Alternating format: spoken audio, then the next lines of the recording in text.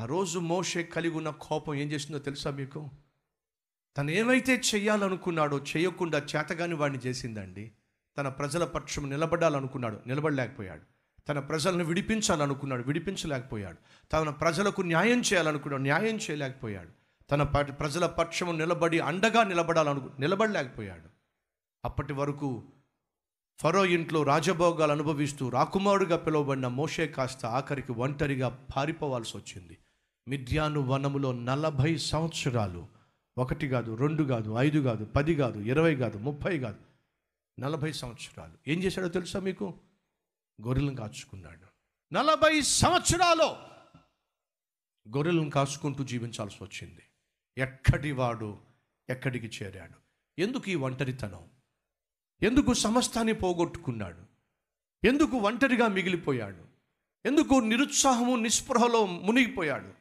10 సంవత్సరాలు వచ్చిన మార్పు లేదు, 20 సంవత్సరాలు వచ్చిన మార్పు లేదు, 30 సంవత్సరాలు వచ్చిన మార్పు, 40 సంవత్సరాలు వచ్చిన మార్పు లేదు. 40 సంవత్సరాల క్రితం అవే గొర్రెలు మేపాడు. ఆ తర్వాత 40 సంవత్సరాల తర్వాత మళ్ళీ గొర్రెలు మేపుకుంటూ ఉన్నాడు. ప్రమోషన్ లేదు, తన జీవితంలో ఏ మార్పు లేదు. నిరుత్సాహ నిస్పృహలో కూరుకుపోయి కృంగిపోయి, ఎక్కడ పుట్టాను, ఎక్కడ పెరిగాను, ఏమేం చేద్దాం అనుకున్నాను, ఏవేవో చేద్దాం అనుకుని ఏమైపోయాను నేను. ఆఖరికి ఈరోజు ఒంటరిగా మిగిలిపోయాను.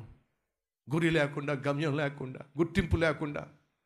ఏమిటో ఎందుకు ఆ స్థాయికి వచ్చాడు తెలుసా మీకు? కోపం. ఈరోజు ఈ మాటలు వింటున్న సహోదరులు దయచేసి వినండి. దేవుడు మోషేకు తన జీవితంలో నేర్చుకోవాల్సిన ఒక విలువైన పాఠాన్ని నేర్పించాడు. ఏదేంటో తెలుసా? నీ కోపమే నీకు శత్రువు. డేంజర్, యాంగర్, ఈ రెండు చూడండి. యాంగర్ అంటే కోపం, దానికి డి యాడ్ చేయండి, ఏమవుతుంది చెప్పండి? డేంజర్. యాంగర్ ఎప్పటికైనా సరే డేంజర్. డేంజర్లో ఎప్పుడు యాంగర్ ఉంటుంది చూడండి కావాలంటే. అనగా ప్రమాదము జరిగే ప్రతిసారి దాని వెనుక కోపము దాగి ఉంటుంది. ఈరోజు ఈ మాటలు వాస్తవం అయితే నీ కుటుంబంలో సమస్యలకు, ప్రమాదకరమైన వాతావరణానికి కారణం తెలుసా? నీ కోపమే. దాన్ని కంట్రోల్ చేసుకుంటే ఎంత బాగుంటుంది.